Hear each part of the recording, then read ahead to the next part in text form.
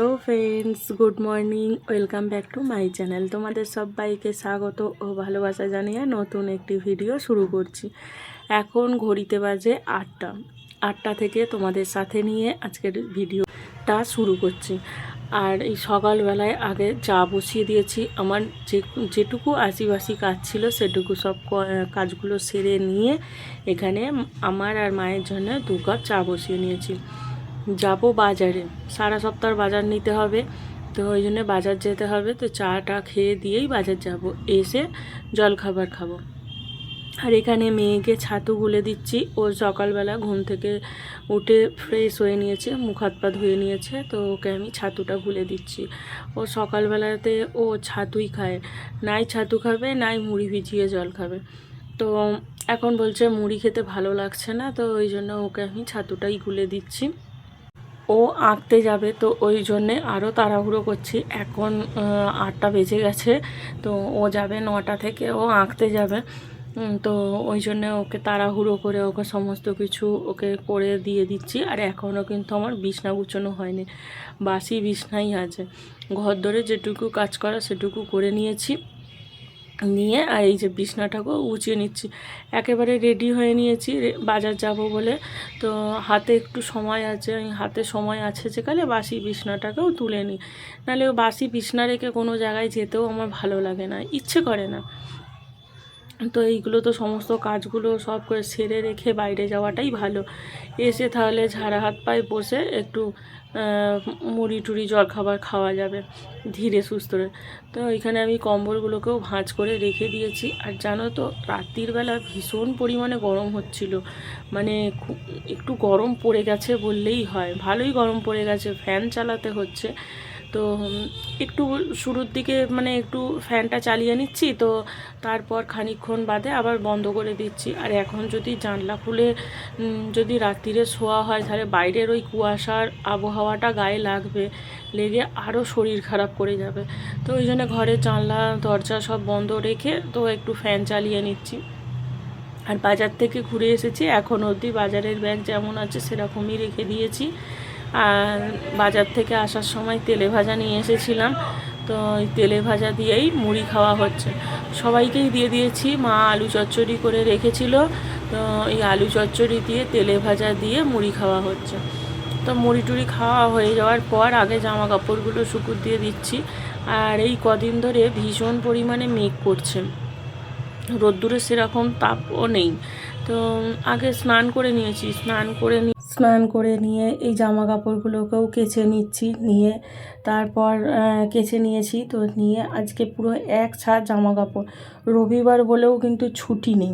তো সমস্ত জামা কাপড়গুলোকে কেচে আর এখানে শুকনো করতে দিয়ে দিচ্ছি, না হলে আবার অনেকটা দেরি হয়ে যাবে। আর বিকেলবেলা জানো তো একটু বেরোনোর আছে। আর তাছাড়াও আমার হাতে এখন মানে আমার এখন রান্নার দায়িত্ব নয়, রান্নার দায়িত্ব আজকে অন্তত অন্যজনের। কার বলো তো? আমার বর রান্না করবে। তো সেটা তোমাদের সঙ্গে অতি অবশ্যই শেয়ার করব। তা এখানে সমস্ত জামা কাপড়গুলোকে সব শুকুর দিয়ে দিচ্ছি। বাজার গিয়েছিলাম, তো এখন তো গরমকাল, আর তাছাড়াও বাইরে মাছ টাছ নিয়ে এসেছি, তো যেন একটা মাছের আষ্টে গন্ধ লাগছে জামা কাপড় থেকে, ওই জন্য ভালো করে কেচে দিয়েছি। আর স্নান করে নিয়েছি, কেন অনেকটাই না হলে দেরি হয়ে যাবে। এই সময় তো আমার স্নান হয়ে যায়। তো আর আকাশের রোদ্দুরটাও সেরকম পরিমাণে নেই। জামা কাপড় শুকনো করতে দিয়ে চলে এসেছি এখানে বাজারগুলো গুছোতে। তো এখানে বাজারগুলো না গুছিয়ে রাখলেও অনেক মানে এখন একটু গরমকাল পড়ে গেছে আর মেঝেটা একটু ঠান্ডা আছে।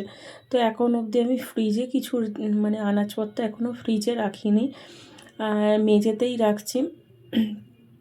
তো তারপরে ভাবলাম যে না, শুধু মেঝেতে রাখলে অনেক ধুলো ময়লা আনাজপাতিতে তো এমনিতে লেগেই থাকে। তো ওই জন্য ভাবছি যে না, চুবড়িতে তুলি। তো দাঁড়াও, চুবড়িটা নিয়ে আসি, এনে তারপর চুবড়ির মধ্যে আমি তুলে নিই। আগে এইগুলো ঢেলে নিই, চুবড়িটাকে নিয়ে আসি, না হলে খুবই অসুবিধে হচ্ছে। এই যে চুবড়ি নিয়ে চলে এসেছি, এনে যেগুলো মাটিতে ছিল সেইগুলো সব চুবড়ির মধ্যে তুলে দিয়েছি। আর শিমগুলোকেও তুলে দিয়েছি। শিম এনেছি কেন বলো তো, তেল এনেছি তো, মাছের তেল এনেছি তো, তেলের চচ্চড়ি করার জন্য। আর এই প্যাকেটের মধ্যে ক্যাপসিকাম আর কাশ্মীরি লঙ্কা আছে। এটা আমি কাশ্মীরি লঙ্কা বলেই জানি, জানো। এটা কি লঙ্কা বলে যদি জেনে থাকো তাহলে বলো, হ্যাঁ। এই যে এই বড় বড় লঙ্কাগুলো, এগুলো তো যখন শুকনো লঙ্কা আনি তখন ওই কাশ্মীরি লঙ্কাগুলো তখনও দেখেছি এরকম বড় বড় আর এরকম মোটা মোটা। তো এইগুলো তো সবুজ অবস্থায়, কাঁচা অবস্থায় এইগুলো আচার হয় আর মানে চপ করে খায়। তো এইগুলো আমি ঘরেতে চপ করে খাওয়ার জন্যই এনেছি। তো এগুলো খেতে ভালোও লাগে, এইগুলো দিয়ে বেসন দিয়ে মানে বড়া করে খেলে খুবই ভালো লাগে। তো ওই জন্য এনেছি। আর এখানে আলু এনেছি, আলুগুলোও সব মেঝেতে ঢেলে দিয়েছি। আর আগের সপ্তাহে যে আলুগুলো বেঁচে আছে ওই আলুর মধ্যেই সমস্ত আলুগুলোকে দিয়ে দিয়েছি। এখন আলুটা ভীষণ পরিমাণে কমই হচ্ছে, কেননা মা খাচ্ছে না। মানে আমাদের বাড়িতে যে সবথেকে বেশি আলু খায় সেটা হলো আমার শাশুড়ি মা। সে সবথেকে বেশি আলু খায়, তো তার এখন সুগার, সে এখন মানে আলু খাচ্ছে না। তো ওই জন্য আলুটা এখন মানে একটু বেঁচে, মানে অনেকটা পরিমাণে প্রত্যেক সপ্তাহে একটু করে রয়ে যাচ্ছে। আর এখানে যা আনাজ এনেছিলাম সমস্ত তোমাদের দেখিয়ে দিয়েছি। আর ফুলকপিও এনেছি, জানো। ফুলকপি আমার পছন্দের, যবে থেকে ফুলকপি পাওয়া যাবে না তবে থেকে নাই খাওয়া যাবে না। তো এখন যতদিন পাচ্ছি ততদিন খেয়ে নিই। আর এখানে মাছগুলোও সব ধুয়ে নিয়েছি। মাছগুলো ধোয়াটা আর ভিডিও করিনি, কেননা মাছ ধোয়াটা কেমন একটা আমার নিজেরই কেমন লাগে, তো সেটা আমি কি ভিডিও করব বলো। আর সমস্ত এই ডাব্বাই করে করে সব ডিপে করে করে সমস্ত মাছগুলো সব ভাগ ভাগ করে রেখে দিয়েছি, নাহলে পুরো বরফ হয়ে যাবে। তো বরফ হয়ে যাওয়ার পর সেগুলোকে একটা থেকে একটা ছাড়াতে পারি না। আর সকালবেলায় রান্না যেহেতু যেহেতু অসুবিধে হয়, তো ওই জন্য সমস্ত কিছু ভাগ ভাগ ভাগ ভাগ করে রেখে দিয়েছি। দিয়ে আর ওই রকমভাবে ফ্রিজে রেখেছি। যখন ফ্রিজে মানে যেদিনকে যা মাছ হবে সেই ফ্রিজ থেকে বার করব আর রান্না হয়ে যাবে। আর দেখোইছো যে গরম জল আমি মাছে দিতে হয়, মানে এতটাই শক্ত বরফ হয়ে এঁটে থাকে।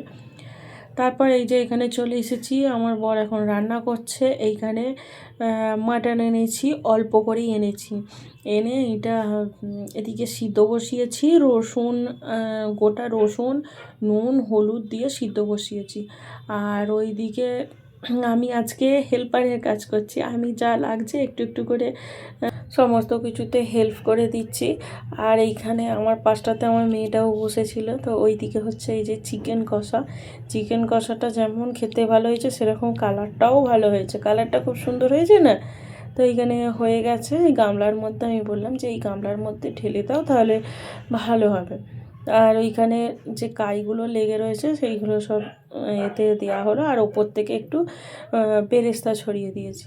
আর ওই যে মটনগুলো যে সেদ্ধ হয়েছিল সেইগুলো এই মশলাটাকে কষিয়ে কড়ার মধ্যে দিয়ে দিল। আজকে কি রান্না হবে বলো তো, আজকে চিকেন মাটন একসঙ্গে হচ্ছে।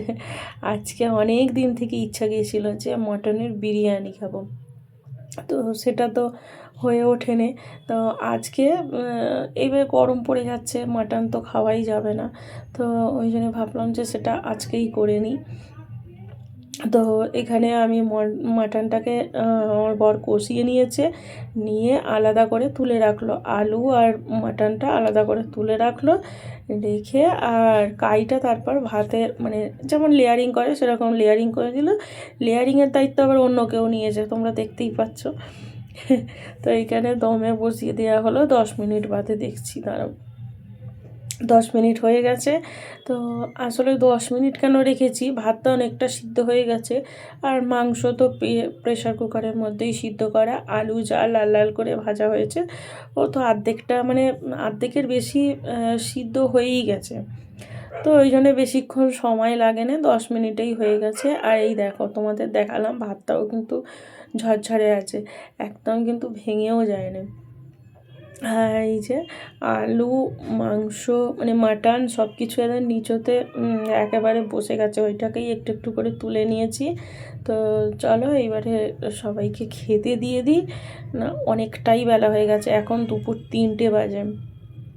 রবিবার হলে না আমাদের এরকমই দেরি হয়ে যায়, যেহেতু বাজার করতে যাওয়া হয়, সারা সপ্তাহের বাজার করে আনা হয়, তো ওই জন্যে একটু মনে হয় দেরি হয়ে যায়। রবিবার এমনিতেই বাজারেতে এমনিতেই ভিড় থাকে, তো ওই জন্য আরেকটু বেশিই দেরি হয়ে যায়। তো খাওয়া দাওয়া করে এখন ঠিক অতটাও সন্ধে হয়নি, এখন বেরিয়ে পড়ছি, যাব টেস্ট অ্যান্ড বাইটে।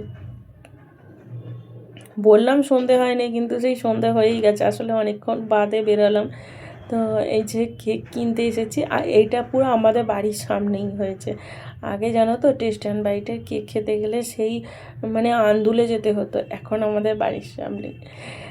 যাক এই কেকগুলো মানে এইখান থেকেই কিছু কেক নিয়েছি, চকলেট কেক। তাহলে চলো ভিডিওটাও এখানে শেষ করছি, দেখা হবে অন্য একটি ভিডিওতে। ততক্ষণ অবধি সবাই ভালো থাকবে, সুস্থ থাকবে, আজকের মতো